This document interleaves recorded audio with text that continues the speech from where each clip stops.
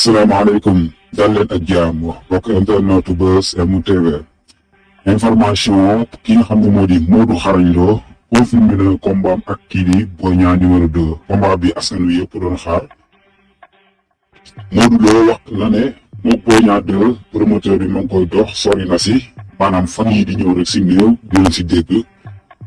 maanaam moom Modou Lo écarté na ki nga xam ne moo di Ama Baldé. biñ ko laajee yàgg Ama Baldé mu ne Ama Baldé moom instant bii moom bokkutut si coup bi waaw moom Modou Lo mu wax lu ni mel ki nga xam ne moo di Lac de Guiers numéro 2 mu ne bokkutut Bombardier mu ne am na combat Tapha Tine mu ne am na combat ñu ne ko revanche ak Balla Gaye numéro 2 mu ne moog Balla Gaye numéro 2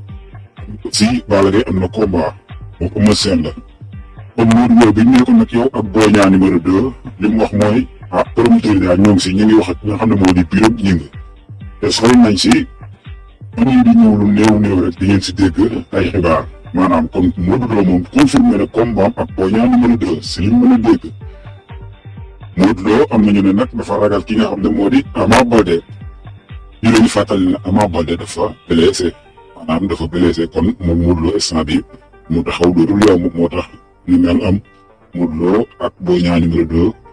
combat bi fan yii daal si wax yi Modou Lo dina taxaw incha allah.